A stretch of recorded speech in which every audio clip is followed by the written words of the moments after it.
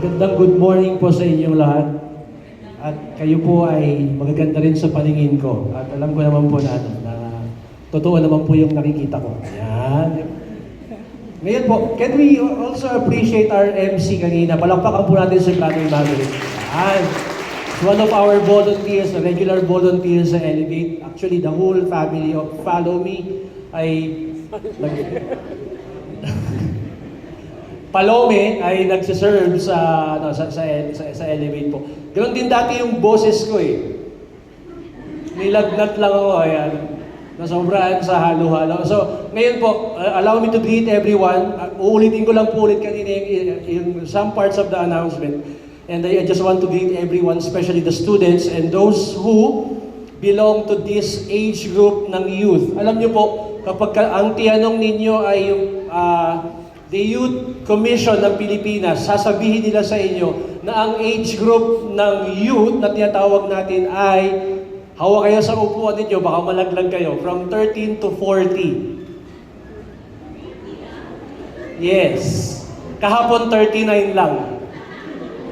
Eh gusto ko kayong paligayahin ngayon, kaya isinama ko na yung mga yung mga 40. Sabi nila yan. Pero of course, just like yung ating magiging tawag ito, main character for today, nabibilang po siya ron sa age group na yun. But before that, sabi ko nga sa inyo ngayon, ito po, allow me to greet you, happy Youth Month. Tatagal po ito hanggang, hindi pa po natin i-end ngayon yung Youth Month. Nag-extend po sila ng another week for this. So hanggang sa first Sunday ng November, i-celebrate po natin ang Youth Month. So, ang objective po natin sa Youth Month na to, para lang po maulit natin ngayon dito. Ito po, three objectives ng celebration natin. First is for us to, para po sa inyo na ma-invite namin kayo and for you to make the right responses to serve in next gen, the next generation of ng mga bata. Mga batang maliliit po ito, from mga elementary. So make a difference. Do not, huwag yung i-forgo yung opportunity to make a difference in the lives of the children by helping shape their hearts for Jesus. Another is, ito po, to support a campus missionary. Sa atin pong satellite, we are proud to tell you na meron po tayo 2 campus missionary. 2 po kami ni Brother Eric. Actually, kasama namin yung family namin. We are serving full-time. Si Brother Eric po is just, kakapasok lang niya for how many months na ba? 3 months, basta, doon sa 2 po kami. Support a campus missionary. Gusto ko pong isigaw. Alam niyo kung bakit? Kasi for the longest time, mga akala ko kapag ka nagsa-self-support, yung fundraising, campus missionary, full-time worker ka, parang you are just knocking at the doors of everyone and asking for money. No! Allow me to tell you that kapag kumatok kami sa mga D-group ninyo, pumunta kami sa mga bahay ninyo, we are giving you an opportunity to serve with us. At kailangan nyo lang pong mag-decide doon kapag kayo ay invite namin. Whether you want to, sabihin nyo, Brother Ralph, isusupport kita. One time, big time prayer. Okay po yun. Ipanalangin nyo po kami. Marami po kaming prayer partners. Kung gusto nyo po, isupport nyo kami ng presence. Sumama po kayo sa aming mga endeavors sa mga campuses at mamaya po malalaman ninyo kung ano-ano mga campus to. And ito po yung invitation for you to be a part of the mission by partnering with our campus missionaries in discipling students through prayer and financial support. Wala pong apology, we will not, sorry kasi sinusupport. No, that is your privilege. And we are partners. Everybody say partners. Yan, nakakalakas ng loob, Brother Eric. Woo! And of course, in celebration of the Youth Month, we also want to invite you for each D group na meron dito. Marami po tayong maraming nakaupo ngayon dyan. You are part of a discipleship group or small group for you to adopt a campus. Marami pong mga campus sa paligid natin, mamimili na lang po tayo. Whatever your generation is, you can start a D group or discipleship group with students in campus and help transform it into a place of faith and community. Ito po ang gusto nating mangyari. Siguro, kaya nila in-extend pa ng isang linggo, siguro medyo minimal pala yung nakikita nilang responses from the congregation. Do not forgo. Huwag niyo pong palampasin po yung pagkakataon nito. And again, let me greet you, Happy Youth Month. At sa celebration po, napakaganda po ng nangyayari sa CCF as a church, because we are now, nandito tayo, pinag-uusapan natin itong God empowers. Meron na po tayo, pang-apat na Sunday na po ito na meron tayo mga pinag-uusapan ng mga Bible characters, started with, sino yung una? Nag-preach si Pastor Peter about Joshua, followed by Jeremiah, and then sino pa yung the little boy with merong 5 loaves and bread, and then si Jeremiah. Mamaya po pag-uusapan natin si Timothy. At medyo pupuntahan po natin yung mga bagay na nangyayari sa mga buhay ninyo. How you are responding. What kind of responses you extend whenever you hear a call. Every one of us, we all have a calling. Everybody say panawagan. May panawagan ng Panginoon sa'yo. Minsan lang talagang kahit naririnig mo, para kang walang naririnig, para hindi ka makagawa ng mga inaasahang mga response. Anyway, even your silence, that's also a response. Yun nga lang, mag-iisip kami kung ano ang interpretation namin doon. Bahala ka na. Di ba? So now, if the video is ready, kung nandoon na po, kung magpe-play na po yung video na yan, sige, magpe-play na po yung video na yan, ipapakita po namin dito sa video na to kung bakit po kailangan nyo kaming samahan sa mga campuses. So, let's play the video.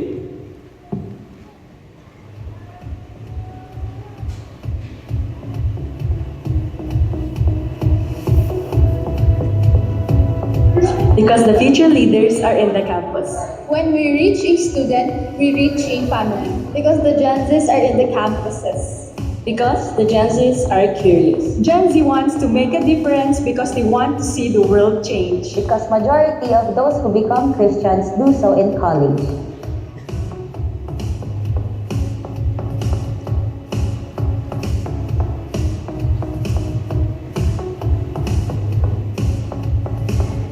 Let's ask some of our volunteers, why did they choose to join us in the campus? Come.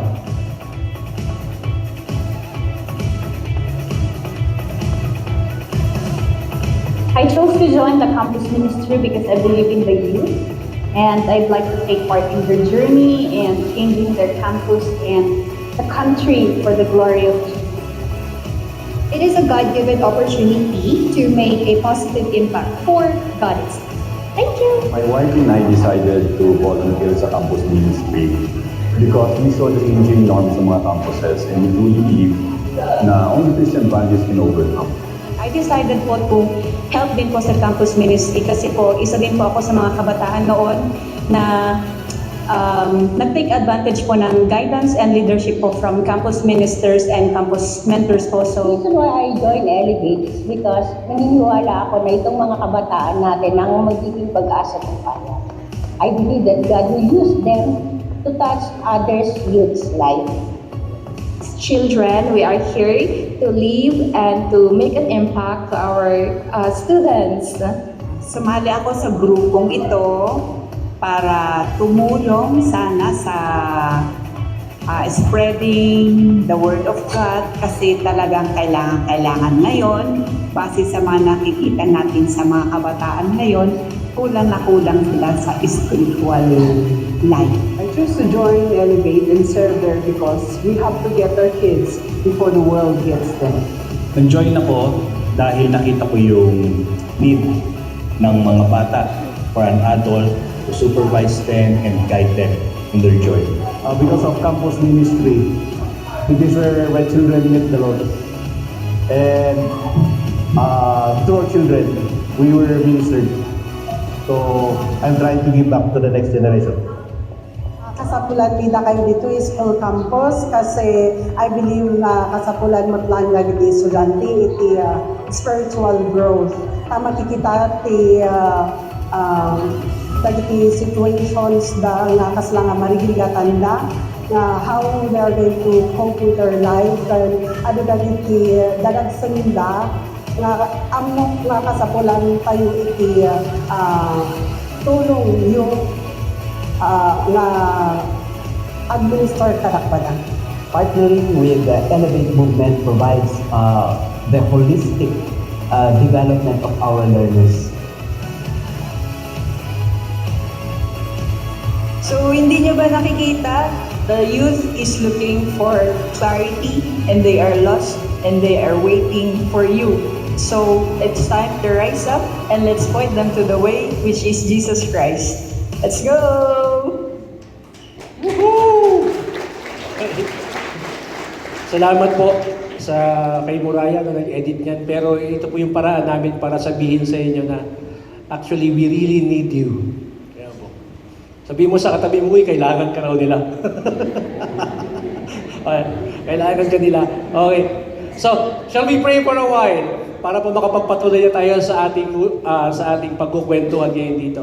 Panginoon, salamat po dahil you care about not just about the youth, but you care about the entire family po, Panginoon. Lord, you established the church and we know, Lord, na kami as a congregation, we can do something about this on discipling them. Kaya po, Panginoon, nananalangin kami, Lord, na ikaw yung mangungusap sa amin very clearly on how you want us to be a part of this endeavor po, Panginoon, to the lives of the youth. We know, Lord, very crucial, nasa critical stage kami po, Panginoon, ng aming pagiging bansa. At napaka-importante, napaka-mahalaga, Panginoon, ng pagiging mga magulang namin, ng kaming mga nakatatanda, kung paano namin, Lord, bibigyan ng pansin ng mga nakababata sa amin po, Panginoon. At, Panginoon, panalangin namin, nakausapin mo kami ngayon. Speak to us through this message, Lord, na inihanda mo po, Panginoon, para sa amin, para mapakinggan namin ngayon. At nawa, Lord, walang makalampas sa amin para Lord, mag-ambag ito po, Panginoon, sa aming spiritual strength po, Panginoon, spiritual maturity. This is our prayer in Jesus' name. Amen. Okay, ulitin po natin, let's talk about your calling. Alam mo, sabi na, we all believe that lahat naman po tayo, tinawag ng Panginoon, meron tayong kanya-kanyang panawagan. Some people, they are called to be politicians, to lead the country. Some people, they were called to establish a business at magkaroon ng empleyo yung mga tao na mga nangangailangan. Yung iba, tinawag sila para maging guro. Yung iba, tinawag para mag-alaga ng mga simbahan. At lahat po tayo meron tayong mga panawagan sa Diyos. At ito po ang masaya. Lahat po ng tinawag ni Lord and empower niya. Those whom God calls, He enables, He empowers. Ito po yun. But between your calling and the success, between your calling at yung victory ng kung paano ka tinawag ni Lord, nandoon ka sa gitna and you are making a decision. Gumagawa ka ng response. Ikaw yung nandoon tao sa gitna. Meron kang sinasabi patungkol doon sa panawagan sa iyo. You have a calling from God. What are you afraid of? Sabi nung yun, siguro yun doon sa gitna. Pwedeng ito ay gustong-gusto niya niyang mag-yes o kaya buong-buo na sa puso niya na he would say no. Pero meron ding element kasi na kaya hindi siya makasagot sa Panginoon is because of fear. Everybody say fear. Ito po yun para magkaroon po ng kaunting linaw sa atin. Some of us, ito po yung yung panawagan ng Panginoon sa inyo, sa atin. Meron mang panawagan, and I think lahat tayo, meron tayong calling from the Lord to share the gospel at least to a person at least sa isang araw.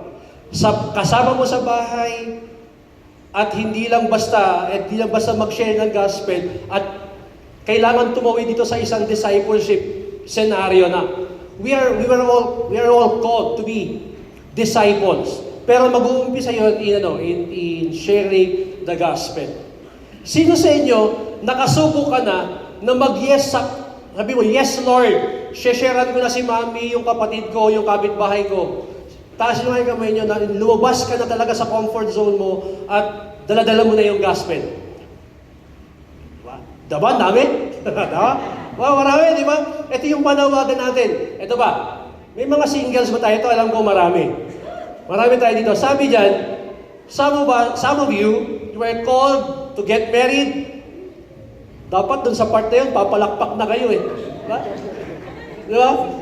Some of you, meron na kami ito, you were also called to have kids and disciple them. You know bakit may mga gantong nakalista dyan? Kasi yung iba naman, iba yung panawagan sa kanilang Panginoon at totoo to. May mga taong tinawag ng Panginoon para manatiling single. At walang masama po doon. Pero kung ikaw yung taong tinawag para magpakasal, magkaroon ng anak at mag-disciple ng family, and if you are saying no, at yan ang panawagan sa iyo ng Panginoon, palagay mo, are you sinning or not? Nagkakaroon ka ng meron kang inhibition or hindi ka makasagot. Alam mo ba, itong panahon natin ngayon, kung meron tayo 30 years ago siguro nagpaparamihan pa, 50 years ago, nagpaparamihan pa ng anak ang mga Pilipino, ngayon nagpapakuntian ng mga anak ang mga Pilipino. Pero if you will ask our senior pastor, Pastor Peter, would encourage you to bear much fruit. Di ba? And some of us, baka meron kayong naririnig na panawagan na sa Panginoon to go full-time in the ministry, not necessarily in the campuses. Baka may panawagan sa inyo, you need to make a decision. At least, makasagot ka sa Kanya. Or, for some, I think lahat naman tayo, may panawagan ng Panginoon sa atin to give to God's Word. And ito po, dito nagkakaroon ng tension. Of course, we all know that we are all called to serve God. But we are set to do greater things for Him, but our fear oftentimes takes control of us. Everybody say, fear. Itong fear na to, hindi mo naman ma-define, pero buntot ng buntot sa'yo. Di ba? Hindi mo siya mailarawan, hindi mo siya mabigyan ng tamang description, pero bakit buntot ng buntot sa itong fear na to? Di ba? So our discussion for the next hour tuloy, mga pag-uusap natin is, turn your fear into faith. Turn your fear into faith. Kailangan makita natin kung nasaan tayo nakatindig dito. At bago po kayo umuwi mamaya, dumaan po kayo dyan sa may likod na merong magbibigay ng mga simple lamang po, maliliit na mga stickers para po meron kayong take home at maalala ninyo kung ano yung pinag-uusapan natin ngayon. Turn your fear into faith. What are you afraid of? Siguro yung iba, sinasabi nila kasi pag nag-join ako dyan, kapag ginawa ko yan, pag nag-yes ako dyan, medyo nakakahiya naman, di ba? Nakakahiya naman. Or you are so fearful about rejection. Ayaw mo nang tinatanggihan ka, ayaw mo nang mapapahiya ka, ayaw mo na kapag nag-yes ka doon sa panawagan na yon, ay mag-uumpisa na dumating yung mga problema mo. Yes, totoo naman yung iniisip mo eh. Sa ating mga naglilingkod naman sa Panginoon, talaga namang sometimes merong mga problema dyan. Minsan mabibigat, minsan madaling masolusyonan, pero meron talaga. Pero kung itong mga bagay na to ang pumipigil sa iyo para pakinggan mo yung panawagan sa iyo ng Panginoon, I want you to listen to our discussion. You may have this, baka meron kang fear of failure. Of course. Ayaw mo nang lalabas sa yung ang tawag doon, listahan or sa history ng buhay mo na sometime in your life nagkaroon ka ng failure. Pero you can ask some adults, itong mga failure na to ang naging tungtungan nila bago sila nagtagumpay. So, hindi siguro lingid sa inyo na talagang lahat naman tayo nagkakaroon ng ganitong experiences. And Yung iba, marami sa atin, we are just afraid of missing out things. Alam mo yun? Dapat kasama mo yung mga kumari, yung mga kumpare mo, pero dahil nag-yes ka doon sa call ni Lord, nagpa-Bible study ka. Di ba? Well, you're afraid of a lot of things. Siguro, meron akong kinakausap ngayon sa inyo. Meron kinakausap si Lord ngayon sa inyo. So, I want you to listen. At ang main character nga po natin ngayon ay ito po. Siya po si Timothy, yung may pangalan. Ayan. Napanood nyo siguro yung magandang rendition ng kwento ni Paul at katabi niya lagi doon si Timothy. Pero sa pag-uusapan po natin ngayon from 2 Timothy chapter 4, magkalayo sila. Nagbabasa na lamang ng liham, ng letter, si Timothy na galing doon sa kanyang discipler na si Paul. Let's have some background therefore about our character, background of Timothy. Meron siyang Greek na father. Ano naman, halatang-halata naman dahil yung kanyang pangalan ay Timotheus. Greek din yung kanyang pangalan. Although, ang kanyang nanay na si Eunice ay meron Jewish blood. Jewish talaga siya. Siya po ay disciple ni Apostle Paul. He joined Paul in his missionary journey when he was in his late teens, early 20s. O batang-bata, nasa ministry, nagmi-mission. And ito yung bago mawala si Paul, naipasa sa kanya yung mantle, yung pastorate, yung pagiging pastor, became the pastor of Ephesus, a place where he had to deal with false teachers. Can you imagine that you are pastoring a church na hindi ikaw ang nagplant at ito ang mga dinidil mong mga tao? Sa labas ng church? No. Sa loob ng church, may mga false doctrine. Tapos ikaw young pastor. Look at this verse. Hindi pa tayo pumapasok dun sa 2 Timothy. Background lang. As I urge you upon my departure for Macedonia, sabi ni Paul sa kanya, remain on at Ephesus so that you may instruct certain men not to teach strange doctrine. Kung ikaw isang batang pastor at itong mga taong to, matatanda na, meron ng mga marurunong na sila, talagang mahihintakutan ka manginginig ang tuhod mo. Pero ikaw kasi yung nilagay na pastor. Di ba? Pero you are young. Kaya pala merong ganitong verse na sinabi sa kanya sa chapter 4, sa verse 4, chapter 4 ng 1 Timothy. Let no one despise your youth. Wag, Timothy, wag na wag mong pababayaang hamak-hamakin ka ng mga tao dahil bata ka pa. Ba?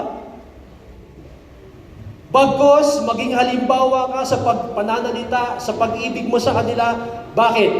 Kapag naging magandang halimbawa ka sa kanila, mape-persuade mo sila na makinig sa'yo. Without apology, gawin mo yung dapat mong gawin at makikinig sila sa'yo kapag tama ang ginagawa mo. Pero ngayon, ang pag-uusap lang natin ngayon, kailangan hindi ka matakot. Pwede naman ganito. Aminado naman tayo na lahat tayo ay merong fear sa katawan. But ang kailangan natin pag-usapan dito ngayon, paano mo dadalhin yung takot na yan? Magpapatalo ka ba dyan? Yun, wala yun. May fear ako. Sige, huwag kang magpatalo dyan. Meron tayong pag-uusapan ngayon. Our lesson, sabi dito, turn your fear into faith. And we only have 4 main points in our discussion. First, let's talk about the God's gift, God's grace. Number 2, number 3, God's guidance, and God's glory. Number 1, ayan, talagang ayos na ayos yung ating siguro ngayong part na to, medyo kilala nyo na ngayon si Timothy. Let's talk about God's gift.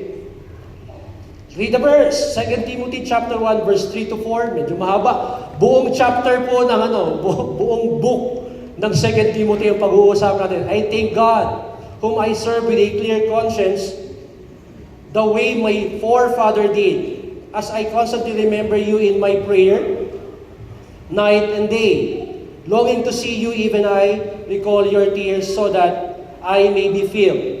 I may be filled with joy. Nakita mo ba yung kanilang relasyon ng mentor niya, ng kanyang discipler na si Paul?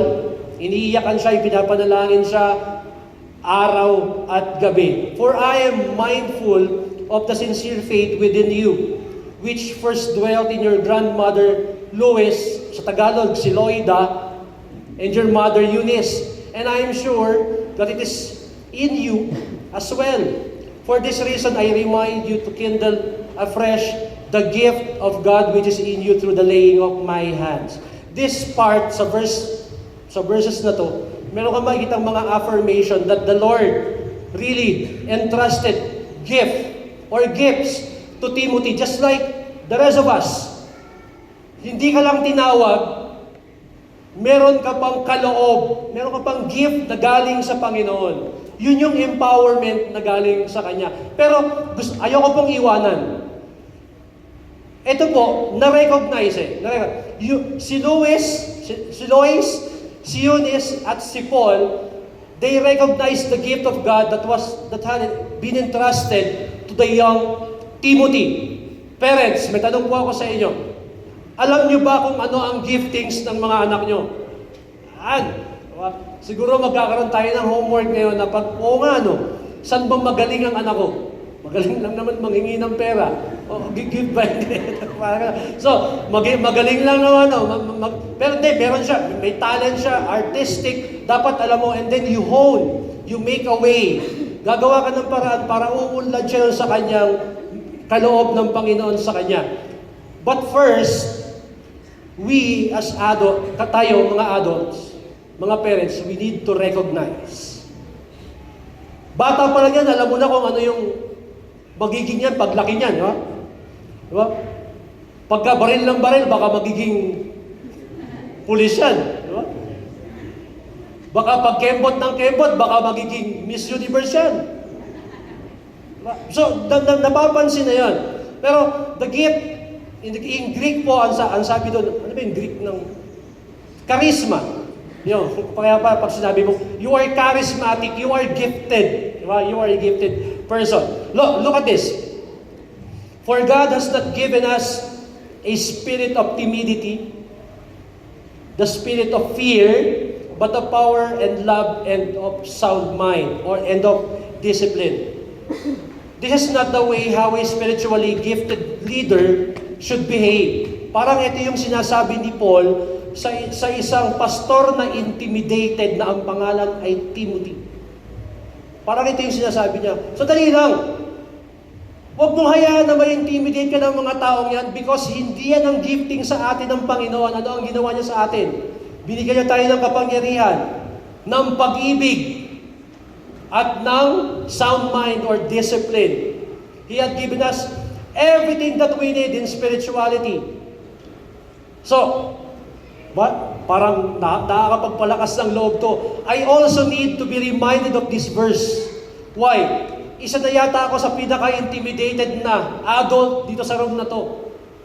Kapag nakakita ako ng medyo powerful, ng medyo may sinabi, tumitiklop ako eh. Pero, eto po, kapag ako ay nasa likod ng pulpito, kapag may Biblia sa harap ko, nagkakaroon po ako ng kapangyarihan dahil mayroong kapangyarihan yung authority. Yung pinag-uusapan, yung pinanggagalingan ng ating topic. Pero, pinanganak yata akong intimidated eh. First, I came from, I was born in a poor family. Walang maipamana yung mga magulang. Gustong mag-college pero hindi makapag-college. Naghanap pa ng libreng paaralan.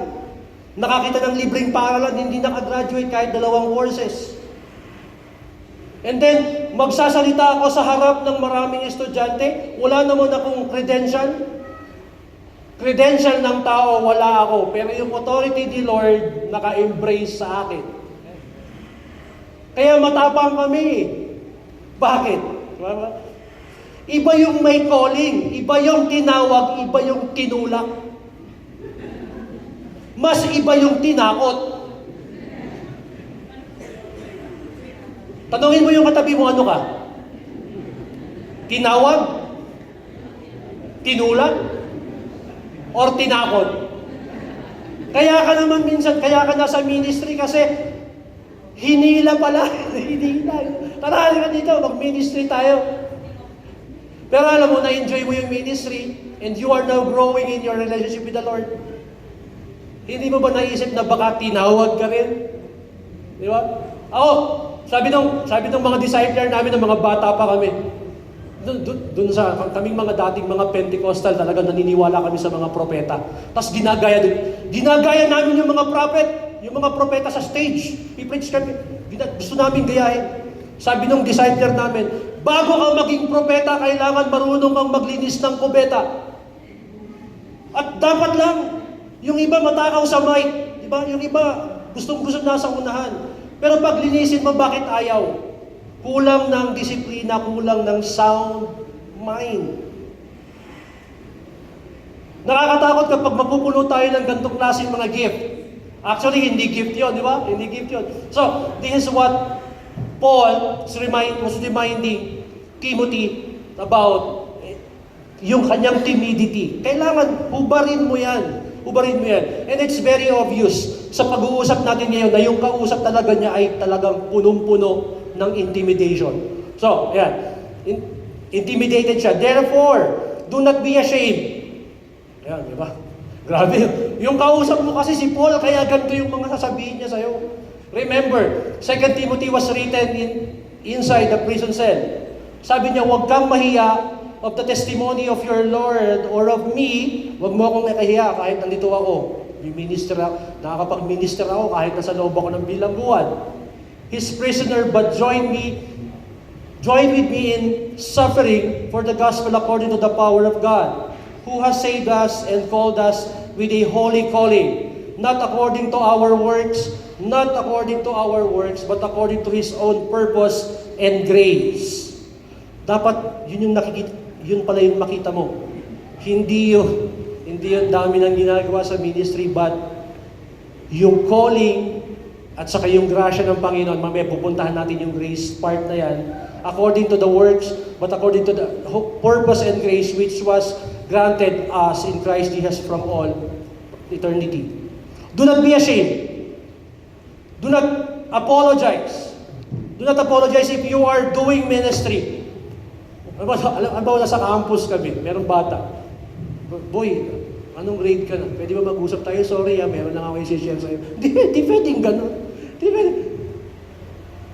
Dapat hindi ka dapat apologetic kapag ministro ka ng Panginoon. Sa campus or sa family, pag tinanggap mo si Lord, nagkakaroon ka ng boldness. Nagkakaroon ka ng boldness. Next verse. For this reason, I also suffer these things. Ako nga sabi ni Paul, di ba? But I am not ashamed. Gabi. Sino kaya sa atin makukulong dahil sa pananampalataya? Magpasalamat tayo sa Pilipinas, walang kinukulong dahil born again. Di ba ba? For I know whom I have believed, and I am convinced that He is able to guard that I have entrusted to Him until that day. Retain the standard of sound words which you have heard from me in the faith and love which are in Christ Jesus. He keeps on repeating and repeating. Kapag ang isang tao paulit-ulit dun sa bagay na yon, sigurado, importante yung bagay na yun. So, I am not ashamed. Do not be ashamed. I am not ashamed. Tularan mo ako. Next, guard through the Holy Spirit who dwells in us the treasure which has been entrusted to you. Everybody say, Holy Spirit. Sabi kanina, gift, di ba? Ito meron kasing gift yung Holy Spirit sa atin. At di ba sabi sa verse na to, ayan, meron pa ng verse. John chapter 14, bukod dun sa gift na ability na kaya mong gawin sa pagbiministry mo, meron ka pang katulong, and I will pray that the Father and He will give you another helper that He may abide with you forever.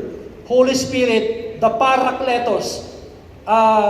Literally, yung Parakletos, siya yung yung, anong tayo, yung tungkod, hindi tungkod, yung nakalagay dito, crutches. Anong tawag doon?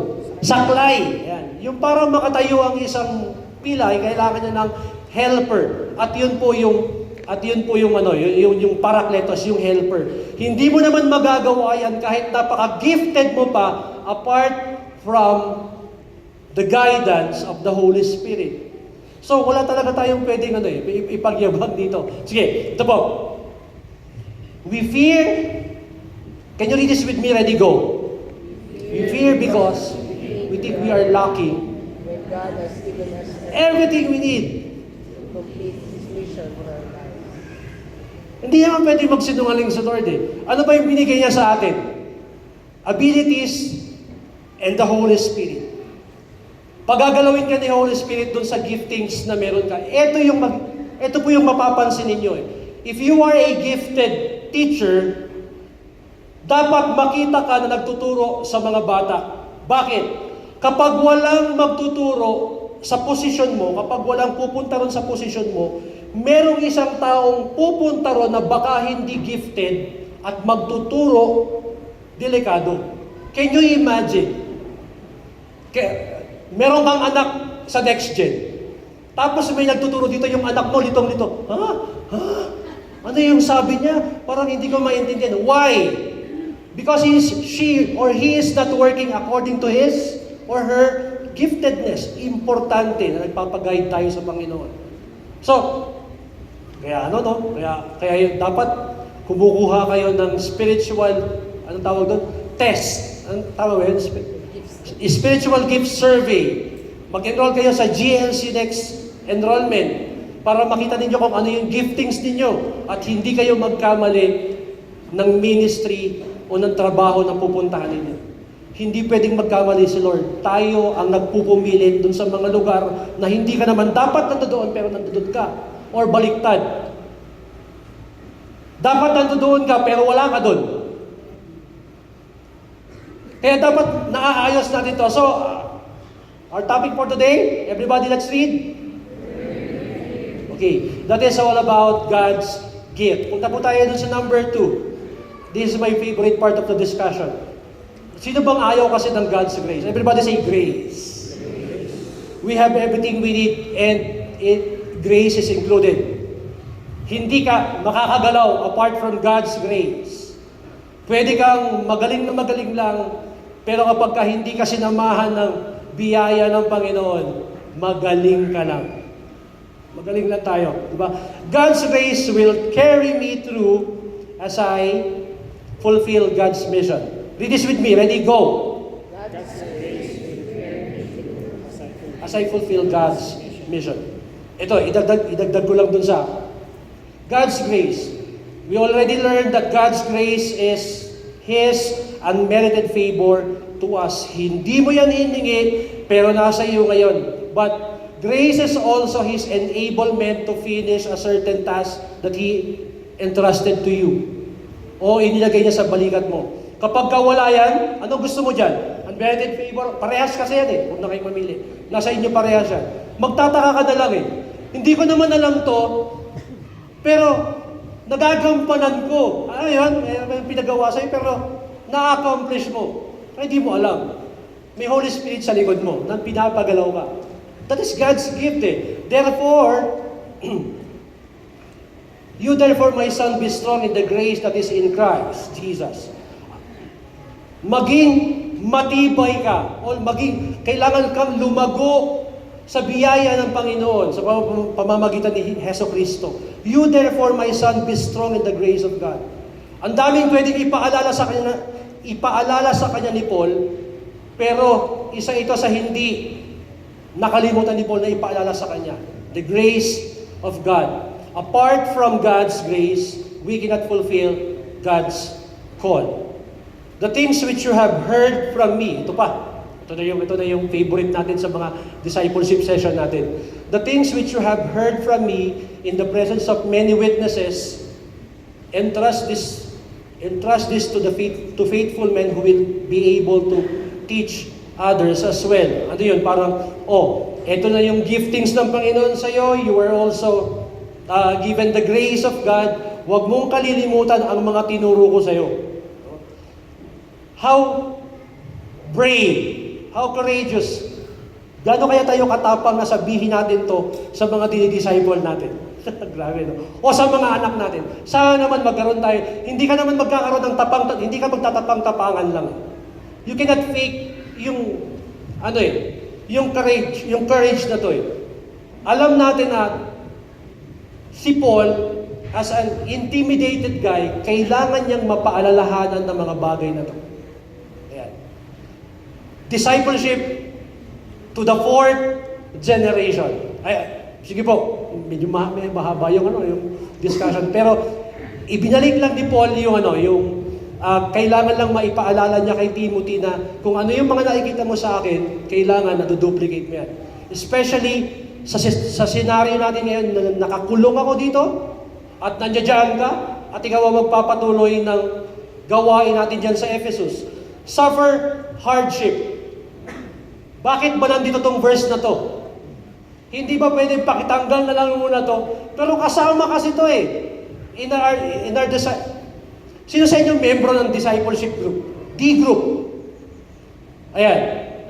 Madali ba ang mag-lead ng D group leaders? Can you relate to that kind of hardship?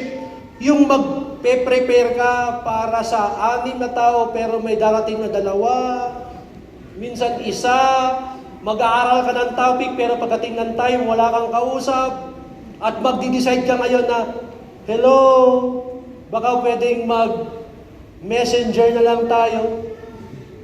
Kakainin mo lahat ngayon yung niluto mo. May suffering dito.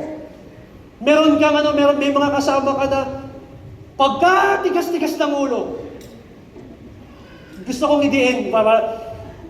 Alam mo ba, na minsan, umiyak din yung D-group leader mo ng ganun. Na ikaw din yung pagka-tigas-tigas. Ngayon, pinaparamdam sa iyo ng Panginoon. Ay, ganito pala yung naranasan ng D-group leader ko sa akin. Now, because we are talking about discipleship, kaya dinadaan natin ito eh. With me, suffer hardship with me as a good soldier. Ano ba yung characteristic ng good soldier dyan sa verse na yan? No soldier in active service entangles himself in the affairs of everyday life. Hindi mo pinakikialaman yung hindi mo trabaho. Yan. Disiplinado ang mga soldiers so that they may please the one who enlisted him. O nga naman, merong tumawag sa iyo, kailangan gawin mo yung gampanan mo.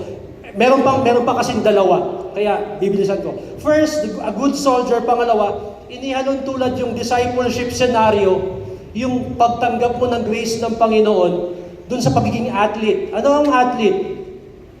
He does not win the prize unless he competes according to the rules. Another, a hard-working farmer ought to be the first to receive his share of crops. Inihalin tulad ng Panginoon yung relationship natin sa Kanya doon sa pagtanggap natin ng grace sa Kanya sa mga elements na to. Gusto kong lampasan na lang muna to para makita ninyo yung gusto kong sabihin. Ito yung 3. Soldier, the athlete, and the persevering farmer. Apart from the grace of God, itong soldier na to will never have the ability to focus. Hindi siya magkakaroon iintindihin lang niya yung mga distractions sa tabi niya. So it takes grace para maging focus tayo. The athlete, it takes grace also para maging excellent na manlalaro ito. And also for that, anong pangalan nun? Farmer. It also takes grace para magkaroon siya ng ability to work hard. Because Jesus, yung nagpadala sa kanya, nag-aantay ng ROI yan eh. Pero, apart from the grace of God, ito rin, meron pang isang nandoon sa gilid doon eh. Basahin natin yung verse. Nandoon si Jesus sa kwento na yan eh. Balikan ko lang. Itong verse na to. Remember Jesus Christ, risen from the dead, descendant of David, according to my gospel, for which I suffer hardship, even to imprisonment as a criminal, but the word of God is not imprisoned. So it takes grace sa lahat ng ginagawa natin. Ulitin ko po, hindi magiging ganap na sundalo ito apart from grace. Hindi magiging ganap na atleta itong Kristiyanong to apart from grace. And hindi siya magiging ganap na farmer o magsasaka apart from the grace of God. Purihin ang Panginoon, kapatid, ang bait-bait mo. Paano ka sumasagot? Kapatid, purihin ang Panginoon, grace the Lord. Di ba? Wala tayong sumagot eh. Kapatid, ang galing-galing mo naman sa ministry. Paano ka sumagot? Grace kasi ni Lord. Ay meron akong favorite na kanta. Gusto ko pong basahin sa inyo. Meron akong favorite na kanta dito. Ito po. Kami pong matatanda. Alam niyo po ba itong kanta to? He giveth more grace. And then, kantahin natin. Gusto niyo ba kantahin? Kantahin natin. Basahin ko na lang. He giveth more grace when the burdens grow greater. He sendeth more strength when the labors increase. Tama po ba yung tono mo? To added affliction, He added His mercy. To multiply trials, He multiplied peace. Kanta, di ba? Chorus tayo. His love has no limits. His grace has no measure. His power has no boundaries known unto men. For out of the infinite riches in Jesus, He giveth and giveth and giveth. Iyak ako. That's the grace of God. Hahabulin at hahabulin ka niya. Ito yung para sa inyo na verse. When we have, kala nyo tapos na, no? Exhausted our store of endurance, when our strength has failed, ere the day is half done, when we reach the end of our hoarded resources, our Father's full giving is only chorus. His love has no limits. His grace has no measure. His power has no bound. There is no none to men. But out of His infinite riches in Jesus, He giveth and giveth and giveth. Woohoo! Galing ni Lord, di ba? That's the grace of God. Ayaw mo na, pero nandiyan pa siya. So number 3 po tayo. What's number 3? Ang galing niyong kumanta. Singit lang. God's gift, God's grace, God's guidance. Punta po tayo sa God's guidance ngayon. Sa chapter 3 na po tayo. Chapter 3. Because kailangan po natin pag-usapan to because sa panahon natin ngayon, ang mga anak natin at kahit tayo, nakababad tayo sa internet na wala tayong guidance ng kanino magagaling. Lahat na lang ng uri, lahat ng klase, all types of, anong tawag doon? Mga pwedeng panoorin at basahin nando doon. Kailangan natin ng guidance. Ano ang pwedeng sabihin ni Paul tungkol dyan? But realize this, that in the last days, difficult times will come. Nangyayari na po ba ngayon to? Diba? For men will be lovers of self. Ano pa?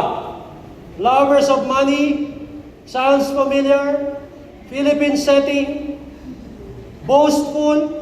Arrogant. Revilers. Disobedient to parents. Ba't meron nun dun? Ba't meron disobedient? Kasi nangyayari. Ungrateful, unholy, unloving, irreconcilable, malicious, gossip without self-control, brutal haters of good. This is the reason why we all need God's guidance. Treacherous, reckless, conceited, lovers of pleasure rather than lovers of God.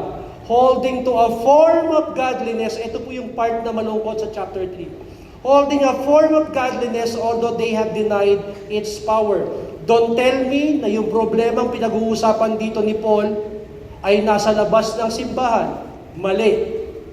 Ang dinidiscuss niyang problema dito ay nasa loob ng simbahan na kailangan i-deal ni Timothy. Diba? Amoy Christian, diba? Amoy follower, pero they are denying the power. Avoid such men. Sabi dito. Grabe yung grabe katibay si Paul sa pangangaral niya kay Timothy. But evil men and impostors will proceed from bad to worse. Ay, ano ba naman yan? Ano pang gagawin natin kung ganyan na yung aasahan natin? Well, nakikita naman kasi natin sa panahon natin yan, di ba? Deceiving and being deceived. You, however, continue in the things you have learned. Kanino? Sa kanyang mga magulang at kay Paul. And become convinced of knowing from whom you have learned them. And that from childhood, you have known the sacred writings. Everybody say, sacred writings. That is the scripture. Siguro, dito sa part na to, puntahan natin yung sinasabi natin discipleship. What are we using? What do you use in discipling the generation next to us? Ano ang ginagamit ninyo? Siguro magsasabi kayo, may mga libro tayo. Hindi. Lahat yon galing yon sa sacred writings. Yun po yung mga ginagamit natin sa ating discipleship. So, ang tanong ko siguro dito, nilagay ko dito, who's discipling the youth today? Medyo bine-brainwash ko kayo ngayon kasi naglagay ako ng picture dyan. Kung hindi ako naglagay ng picture dyan, maraming maglalaro sa isip ninyo. Di ba? Pero dahil merong ganyan dyan, who's discipling our youth these days? Kapag hindi po tayo naging intentional sa kanila, meron pong mas makapangyarihan, mas intentional na magdi-disciple sa kanila. At malamang hindi nyo yun kilala. Diba? Ito na po yung nangyayari sa mga kabataan natin ngayon. This part of discussion, gumawa po ako ng mga screenshot. Galing dun sa mga survey na kinuha namin sa campus. Sana po mabasa natin. Ewan ko lang po kung mababasa natin dito. Ito po yung mga saloobin nila galing dun sa survey at gusto ko pang ipakita sa inyo. These are just some. Nababasa niyo po yun? Basahin niyo nga po yung number 1 kung malinaw. Pangalawa, is He always there for me? If yes, why does I pray in front of Him, I don't receive or feel it? Ito yung mga damdamin ng mga bata doon sa mga pinupunta nating campus. Next, bakit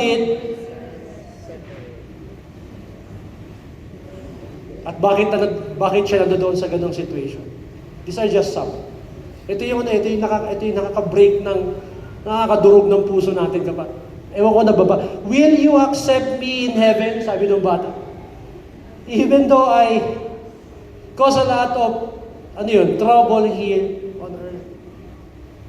Next, what really is my purpose here on earth? Bakit ko na-encounter yung mga ganitong challenges like when my parents got separated? Can you feel the brokenness of this generation? Who will reach out to them to disciple them?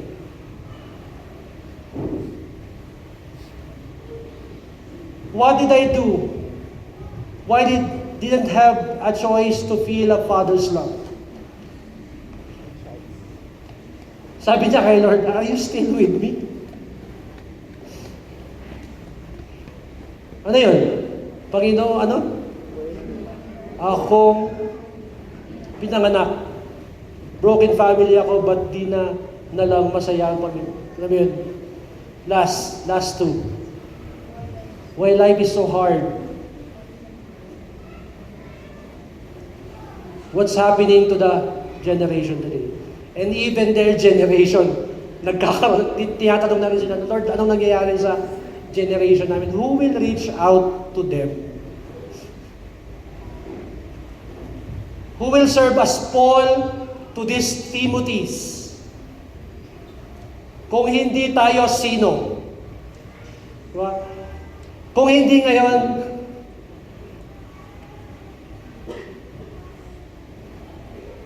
all Scripture, and because we were all given the Scripture, kailangan nitong mga ipinapadala sa ating mga kaluluwa ng Panginoon, ibabalik natin sa salita ng Diyos. So wala tayong dadalhin sa, halimbawa, we'll stand in front of them and we will just serve. Pwede bang ganito lang tayo lagi na magiging resource speaker, life coach lang tayo? No. Ang tawag natin sa tinatrabaho natin, we will disciple them. In the name of Jesus Christ, diba? May dala tayong scripture, God's, ano yun? God's Word, at hindi tayo gagamit ng ibang scheme para ma-reach out natin tong generation to. You know why? Meron palang merong survey dito, binigay nila. Impact of reading the Bible's Center of Bible Engagement Research. Yung mga nagbabasa raw ng Bible, 30% feeling lonely, drops 30%. Anger issues drops 32%. Bitterness in the relationship drops 40%. Magbasa ka ng Bible, mahihinto ka ng alcoholism mo, more than 50%. Sex outside marriage, nako-convict siguro sila, 68%. Feeling spiritually stagnant drops 60%, and viewing pornography drops 60%. So napakahalaga po napakahalaga na meron tayong scripture, meron tayong yung tong gift na to sa atin. And before we will go to the last part of our discussion, sabi nito ni Charles Spurgeon, a Bible that's falling apart usually belongs to someone who is not. Diba? Galing, no? Ewan ko po kung naiintindihan ng Gen Z to, kasi po noon, ang Bible po namin may mga pages. At kapag masyadong gamit na gamit yung tinatawag naming hard copy, fall apart. Ngayon, kapag kasirang-sira po yung Bible, yung may-ari po nun, buong-buo. Malakas ang kanyang engagement dun sa Bible. And then, punta po tayo. Last part po tayo. Ano yung last part? We are doing this for God's glory. The ultimate reason why we should step in faith and overcome our fear in fulfilling God's calling is because of God's glory. We are doing this. Nagkakantahan tayo, nagba-Bible study tayo, umaattend tayo, nagdi-group tayo. It's all because we want to glorify God in what we do. Let's talk about God's glory. Last part po. God's glory awaits those who by faith fulfill His call. We need to understand God's glory para po magkaroon tayo ng tamang motivation sa lahat ng ginagawa natin. I solemnly charge you in the presence of God and of Christ Jesus, who is to judge the living and the dead. And by His appearing in His kingdom, preach the word. Be ready in season and out of season. Reprove, rebuke, exhort with great patience and instruction. Para saan? Nabigyan ka na rin lang ng gift ng Word of God. Ito na yung nangyayari. For this time I will come when they will not endure sound doctrine but wanting to have their ears tickled. Alam mo nangyayari sa atin ngayon to yung namimili ka na lang ng mga magagaling na speaker sa YouTube at saka sa social media at mamimili ka ng topic parang ka nasa restaurant na namimili ka ng menu. Diba? Dati hindi naman nagagawa yun, pero ngayon meron kang liberty na gawin yun. Why? Because gusto mo lang kilitiin yung tenga mo sa mga gusto mong marinig, pero hindi po ganun Ginagawa natin to for God's glory. They will accumulate for themselves teachers in accordance to their own desires, and will turn away their ears from the truth and will turn aside to the myths. But you, be sober in all things, endure hardship. Do the work of an evangelist, fulfill your ministry. For I am already, ito na, magsasara na yung chapter 4. Sabi niya kay Timothy, malapit na for I am already being poured out as a drink offering, and the time of my departure has come. I have fought the good fight, I have finished the course, I have kept the faith. Ulitin ko po, nakipagdigmaan ako ng tama. Di ba? Sa mga tamang kalaban. I have finished the course, tinapos ko. At nanatili akong tapat sa aking panawagan. At malapit nang magsara yung kwento dito sa binabasa natin. Kaya, ang instruction niya kay Paul, dito yata sa part na yun, sabi niya, you come, puntahan mo ko, pero you come before winter para mas mahaba yung pagsasama natin. Look at that kind of discipleship, di ba? Gusto niyang makasama si Paul bago siya mapapatira ng hininga. Di ba? In the future, kailangan to, in the future, there is laid up for me a crown of righteousness, which the Lord, the righteous judge, will award to me on that day. This is for the glory of God, di ba? And not only to me, but also to those who love His appearing. Excited dun sa mga susunod na mangyayari. Di ba ba? Or, kung hindi excited, baka mas naiilab ka sa mga nangyayari sa mundong ito, hindi ka na excited dun sa paparating. Di ba? Hindi naman tama. Di ba? There are many rewards in store for us in heaven. And this is true. But the greatest of which is Jesus Christ Himself. Daming rewards, ang daming crowns. Crown Him with many crowns. Tayong lahat magdadala sa Kanya. Pero the greatest gift that we can receive is the presence of God na kasama natin siya. Hindi ko kayo tatanungin kung ready na kayo. Mukha namang mga bata pa kayo. Pero, can you imagine the scenario kapag nandoon kaya nag-o-offer na tayo ng mga, di ba? Parang, it's all for the glory of God. Lord, ang sakit-sakit ng damdamin ko nang nangyari sa aming D-group yung ganito, doon sa, alam mo yung mga pain, sinusumbong mo kay Lord. Pero ngayon, kasama mo na siya. And He is the ultimate gift pagdating ng panahon. Nagsusumbong ko kay Lord, ang dami kong gastos to nung nag-disciple siya. Pero okay lang yun, Lord, nandito ka na. Diba? Nandito na rin pala ako. Sabi mo na. So, the greatest gift is Jesus Christ. So, pinag-usapan natin. You are called for a particular task in the church or in secular, pero kailangan mong hanapin. Pero hindi mo magampanan yun because of fear. So yung challenge for today is to turn our fears into faith. But how? Binigyan tayo ng 4 na pamamaraan. Look for, ayan, yung 4 na yan. God's gift, God's grace. Observe yung mga bagay na God's guidance and God's glory. And I will end with this. I chose to end with a flag of the Philippines. Diba? Wala tatayo. Wala pang tutugtog ng lupang ito. Pinili ko po ito. Dahil alam ninyong lahat kung ano ang nagpapasakit ng damdamin natin ngayon bilang mamamayan ng bansang ito.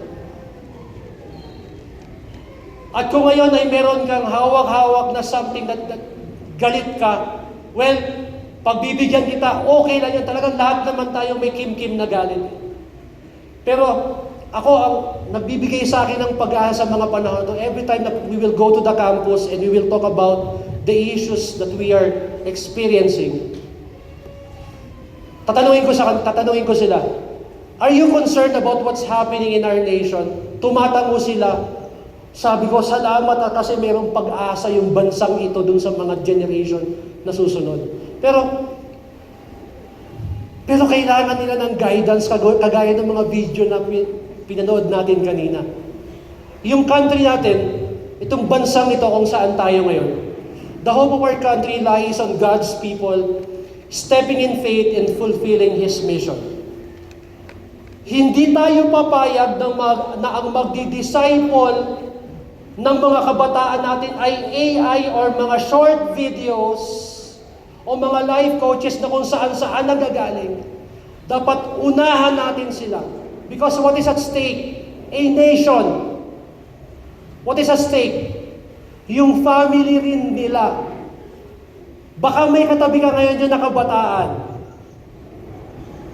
Hindi sapat na narinig lang natin na kabataan ang pag-asa ng bayan. Tama si Pastor Bong kapag sinasabi niya na ang kabataan na may relasyon sa Panginoon ang pag-asa ng Pilipinas.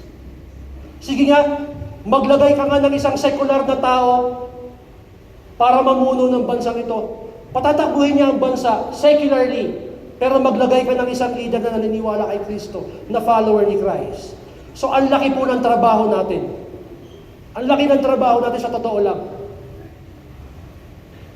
Do you know that in our church, sabi niya, do you know that in our church, the CCF as a whole, more than 40% are below 30 years of age.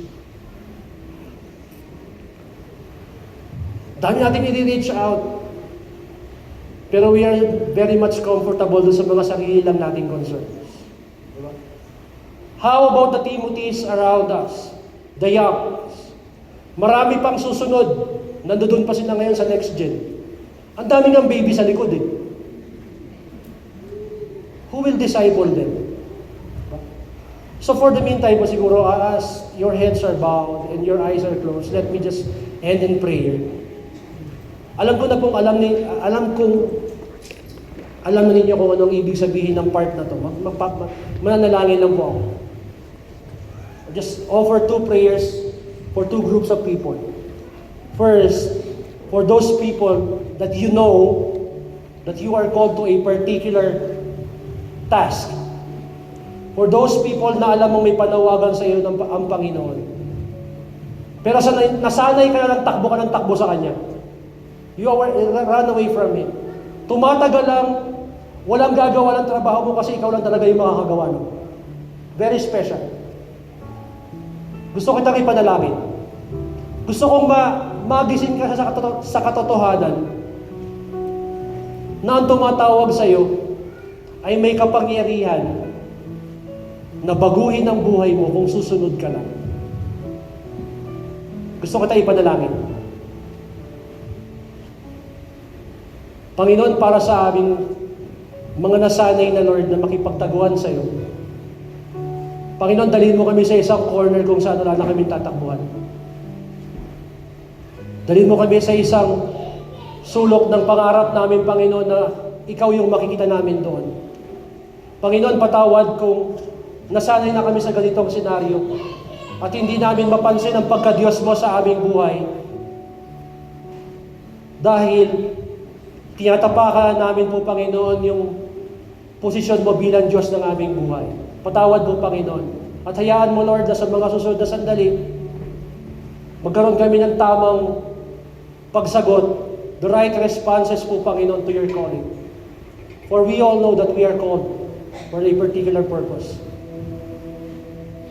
Pangalawang panalangin, para doon sa mga kasama natin dito na gusto ko kayong ipanalangin dahil hanggang ngayon, malayo ka pa rin kay Lord.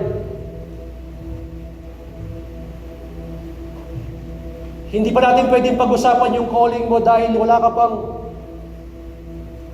pang relasyon doon sa kapangyarihang tumatawag sa iyo. Malayo ka kay Lord. Hindi mo marinig yung boses niya. Hindi mo maintindihan yung mga panukala niya. Bakit? Dahil malayo ka sa Kanya. Panginoon, lapitan mo po ang mga kapatid namin ito. Ipakilala mo mightily ang sarili mo sa kanila. Panginoon, sabihin mo sa kanila, Lord, na mapapagod lang sila kapag sila ay nagmatigas. Panginoon, alam po namin, Lord, na napakagandang buhay. Buhay na kasiya-siya ang inihahandog mo para sa mga tao, Lord, na kinakausap mo ngayong tanghaling ito, Panginoon. Panginoon, let every ears listen to you. Let every eyes look to you. Panginoon, dahil wala kang ibang hinangad para sa aming lahat, kundi kami iligtas. Salubungin mo ng biyaya po, Panginoon, ang lahat ng mga gusto makipag-isa sa iyo. Ito po ang panalangin namin sa pangalan ni Jesus. Everybody say, Amen. Thank you for listening. God bless.